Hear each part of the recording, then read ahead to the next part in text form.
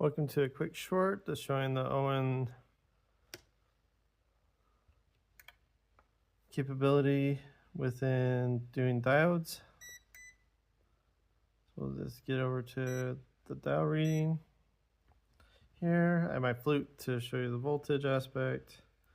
So we'll do it in, hook it up, and see that it can provide 3.2 volts through it.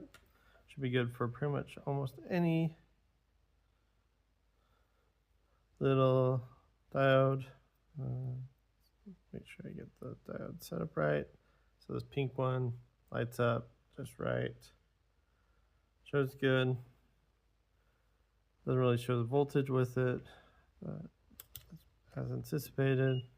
Compared to the fluke here. Diode, same thing. But unfortunately my fluke won't be able to do it due to the voltage regulations. The fluke does not do as much voltage into it, so the Owon does really good with that as long as it has high battery power. I've seen it with low, it does not give you the full 3.2 volts there. It would go a little bit lower and lower than the fluke here. So nice little tester. Have a little bit more in depth, one of basic multimeter functions using the fluke coming out soon. Thanks for watching.